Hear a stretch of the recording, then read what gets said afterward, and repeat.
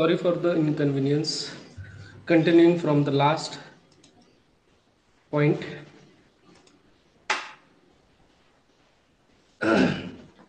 आपण एलक्यू बघत होतो.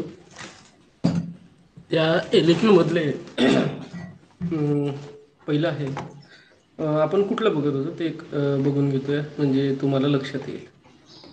दोषादी विज्ञान अष्टांग हृदयाचं चालू आहे. 15 अध्याय त्यातला 11वा अध्याय आपण आता घेतोय. त्याच्या मुद्द्यानुसार जे काही एलक्यू आहेत ते आपण बघतोय. पहिला एलक्यू आहे ओजाचे वर्णन करून ओज क्षयाची जी काही कारण आहेत लक्षण आहेत त्याची चिकित्सा विस्तारपूर्वक तुम्हाला लिहायची. त्यानंतर आहे दोष धातू मल वृद्धी व क्षय यांचा जो काय हेतू आहे ते सविस्तर वर्णन करायचे. त्यानंतर दोष धातू मलामूलम ही देह म्हणजे जो क्रियाशरीरामध्ये तुम्हाला विचारतात प्रश्न तो सविस्तर लिहायचा आहे. आणि धातू मलांची प्राकृत कार्ये दोष धातू मलांची प्राकृत कार्ये त्यांचे क्षय आणि वृद्धी विस्तारपूर्वक तुम्हाला लिहायचे. तसं पण हा अध्याय पूर्ण पाठ करायचा असतो क्रियाशरीरामध्ये. जर तुम्ही नसेल केला सुरू करू शकता. मी आता याच्यानंतर तुम्हाला VVIMP असाइनमेंट्समध्ये हे करणार आहे, पाठांतर तुम्हाला देणार आहे. कुठलं महत्त्वाचं पाठांतर आहे, क्रियाशरीराला कुठलं महत्त्वाचं आहे, अष्टांग हृदयामध्ये कुठलं महत्त्वाचं आहे, पदार्थ विज्ञानमध्ये कुठलं महत्त्वाचं आहे ते पाठांतर तुम्हाला मी श्लोकावली ज्या आहेत त्याच्या स्कॅनिंग करून तुम्हाला टिक करून देणार आहे. त्यानंतर खालील प्रश्नांची उत्तरे विस्ताराने लिहा. शारीर धारयन्ते धात्वहारभ्याम सर्वदा. वरील सूत्राचा संदर्भ करून धातूंची कर्म इथं दोषांची कर्म विचारलेत का नाही. धातूंची दोषांचे पांचभौतिकत्व लिहून वायूचे भेद स्थान व कर्म लिहायचे. दोषांचे पांचभौतिकत्व लिहून पित्त स्थान इथं पित्त विचारलेलं आहे, कर्म भेद व सामान्य चिकित्सा तुम्हाला वर्णन करायची.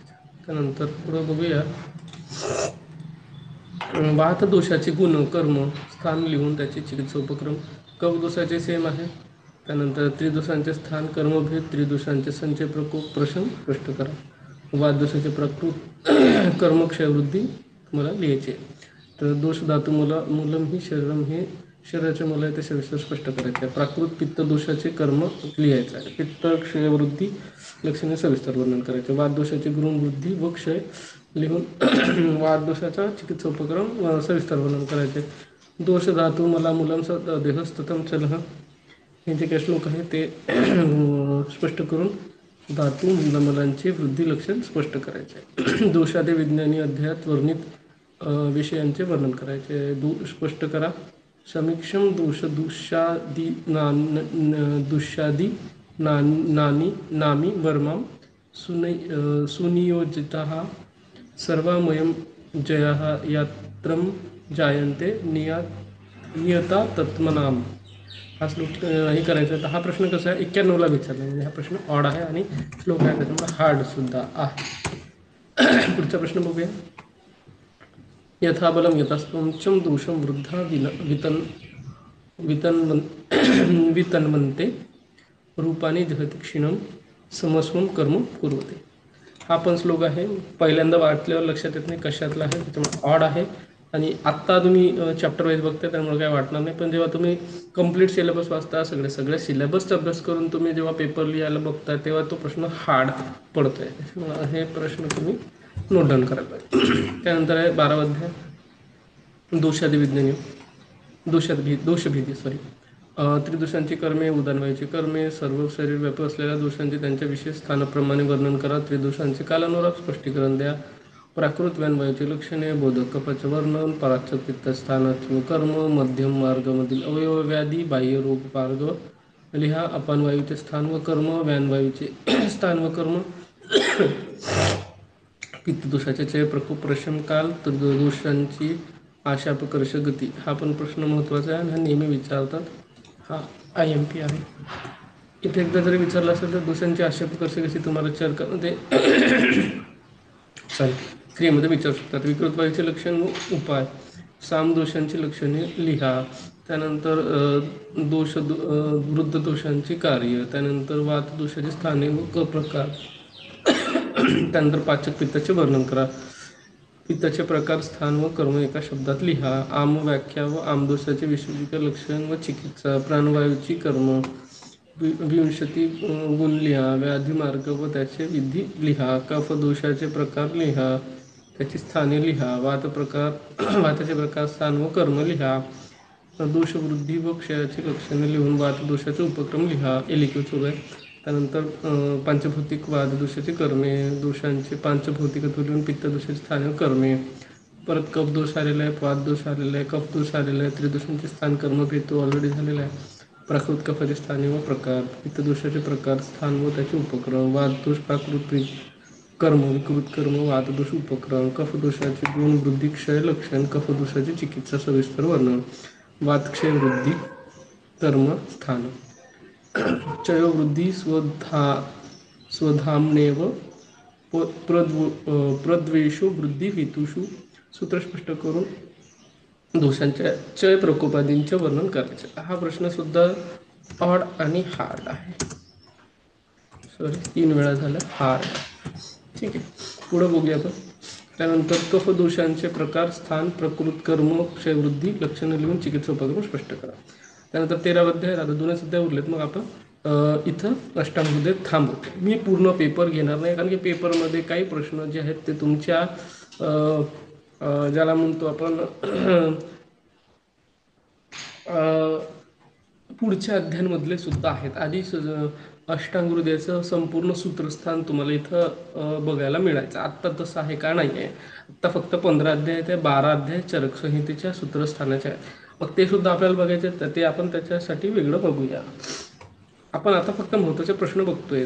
मला वाटतं आज संध्याकाळपर्यंत तुमचं सगळं महत्त्वाचे सगळे प्रश्न होऊन जाईल. उद्यापासून आपण जे आहे प्रश्नांची उत्तरं काय लिहायला पाहिजे, मॉडेल आन्सर्स, ते आम्ही तुम्हाला प्रोव्हाइड करणार आहे. नो डाऊट ह्या गोष्टी फ्री ऑफ कॉस्ट नसणार आहेत. त्यासाठी छोटंसं शुल्क मानधन आम्ही मागतोय तुमच्याकडे, ते म्हणजे 4,500 रुपये. मला वाटतं फक्त जो रेग्युलर कोर्स आहे त्याच्यासाठीच 25% डिस्काउंट येईल. बाकी मला वाटत नाही आता याच्यानंतर कुठले डिस्काउंट तुम्हाला मिळू शकणार आहे. 5 तारखेपर्यंतच डिस्काउंट होतं, ते आता सध्या संपलेलं आहे.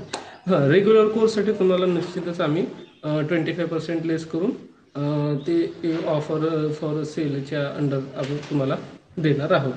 सो तो पाठ आमच्या टीमचा असतो. आत्ता आपण विषयाकडे लक्ष देऊया. तर दोषोपक्रमणी अध्यायामध्ये औषध सेवन कालाचे चिकित्सेतील महत्त्व, सामुद्ग आणि सामुद्ग आणि प्रागमुक्त म्हणजे त्याची माहिती, आमदोष लक्षणाची माहिती, आम औषध सेवन कालाचे महत्त्व लिहून, सामुद्ग औषध कालाची माहिती लिहा, मुहुर्मू औषध सेवन काल लिहा, सामदोष थोडक्यात लिहा, सामदोष उपक्रम कालाचे लिहा, कफदोषाची चिकित्सा उपक्रमाची माहिती. IMP आहे. त्यानंतर आहे सामदोषाची लक्षणे, वातदोषाचे उपक्रम, समभक्त औषध सेवनाचे काल, सामकफाची लक्षणे, कफदोषाचे सामान्य उपक्रम, भेषज काल, औषध भेषज सेवन काल. तेव्हा किती वेळ आले? 1 2 3 4 5 6 7 8 9 10. मग हा प्रश्न कसा आहे औषध सेवन कालाचा? VVVIMP हा कॅटेगरीतला तो आहे. त्यानंतर अजीर्णाचे भेद, लक्षण व चिकित्सा, साध्य व्याधीचे प्रकार व लक्षणे, पित्ताच्या सामान्य चिकित्सेचे उपक्रम, अजीर्णाचे हेतू व प्रकार, ओजक्षयाची लक्षणे, सामान्यराम दोष लक्षणे, ओज, कफदोष प्रकार व कफदोष प्रकार, स्थान व सामान्य कर्मे, आमदोष प्रकार व चिकित्सा लिहा.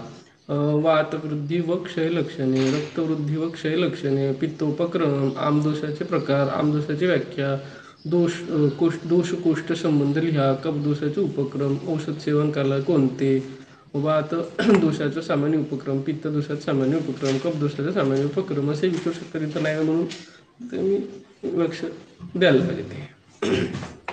त्यानंतर झालेलंच आहे 33व्या प्रश्नामध्ये कफदोषाचं. त्यानंतर आम व्याख्या व सामदोष, त्यानंतर पित्तदोष चिकित्सा उपक्रम, त्यानंतर औषध सेवनाचे वर्णन करा. LAQ विचारू शकता. ते डिपेंड्स तुमचं पेपर सेक्टर कोण आहे त्याच्यावर सगळ्या गोष्टी अवलंबून असतात. त्यानंतर दोषवृद्धी क्षयाची लक्षणे लिहून वाददोषाचे उपक्रम लिहा, पित्तदोषाचे सामान्य चिकित्सा वर्णन करा, बेशाज व चरण विधीचे सविस्तर वर्णन करा, आमदोष म्हणजे काय, आमदोषाचे चिकित्सा सिद्धांत, आमदोष लक्षणे लिहा, रोगामादो परीक्षेत तदनंतरम औषधम कर्मविशद पश्चात ज्ञानपूर्व समाचारेत. वरील सूत्रांचे संदर्भ व विस्तार लिहून औषध सेवन काल लिहा.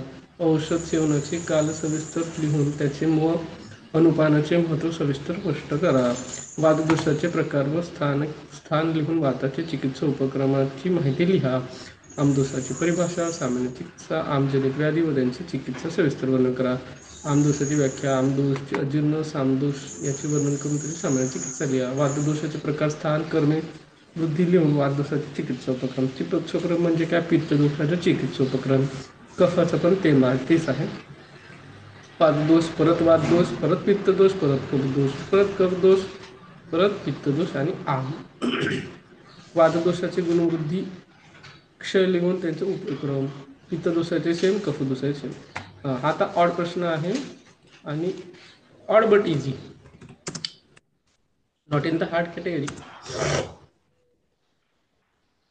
च एवं जयत दोषम कुपितम तन्वीरो ध्येयम सर्व कोपे बलियाम संशेष दोषो विरोधाम.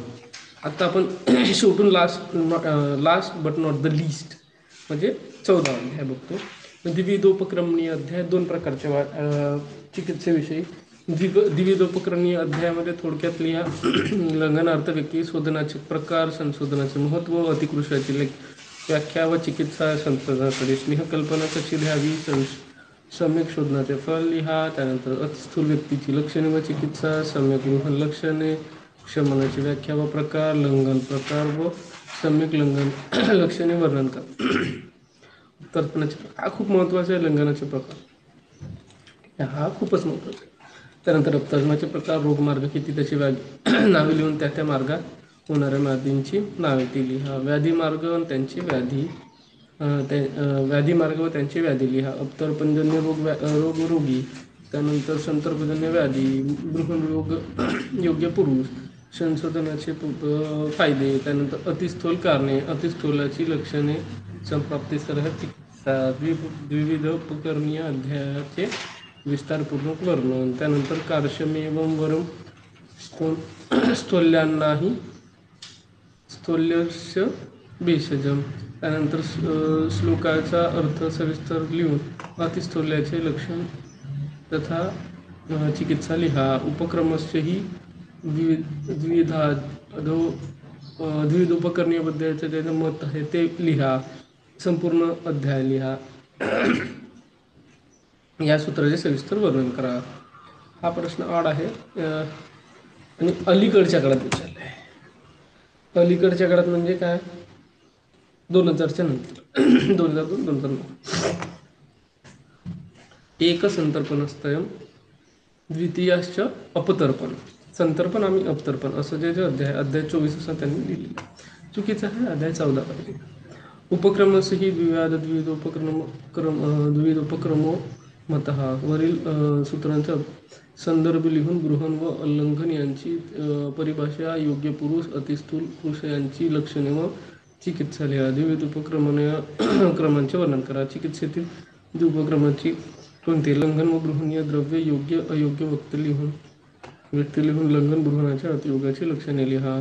दोषा कदाचित कुप्पन्ते जिता लंघन पाचने येतू संशोधने सिद्धा न तेषा पुनरुद्भव. वरील श्लोकाचे संदर्भासह स्पष्टीकरण देऊन शोधन, शमन, व्याख्या व त्यांचे प्रकार सविस्तर वर्णन करा.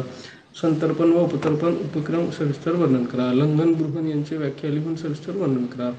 अतिस्थूल, अतिकृष हेतू, लक्षण, चिकित्सा वर्णन करा. परत श्लोक आहे. कुठल्याही अध्यायातला एक श्लोक तुम्हाला विचारू शकतात. ऑड आणि हार्ड या कॅटेगरीचे प्रश्न असतात. कुठलाही श्लोक लिहिला असं आणि तुम्हाला विचारणार आहे की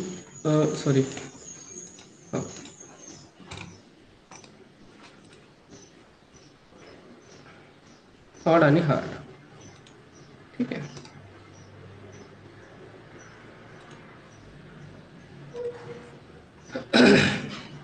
उपक्रमस्य ही द्विविध उपक्रमः मतः. सूत्र सविस्तर स्पष्ट करून उपक्रमणीय द्विविध उपक्रम सविस्तर वर्णन करा. द्विविधोपक्रमणीय अध्यायात गणित विषयांचे वर्णन करा. परत श्लोक आहे. न दोषयति न शोधयति यद दोषान सम्मानो उदीरयते अपि समीकरोति विषयमान शमनम. आपण तुम्हाला IMP हार्ड असा इथं तुम्हाला आहे. पुढचा अध्याय आणि शेवटचा अध्याय शोधनातील द्रव्य गणसंग्रह. त्याच्यामधले एक SQ 2015 आलेले गुडचे आधी गणवर्ग. त्यानंतर कुठलेही एलिक्यू याच्यात विचारलेलं नाही. इथं आपण थांबतो आहे. पुढचा व्हिडिओ लवकरच मी घेऊन येतो आहे. ठीक आहे.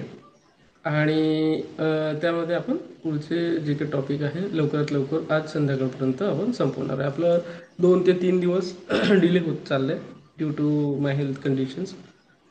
Sorry for the inconvenience. Signing off your host doctor Hiteshwar Lonare. धन्यवाद.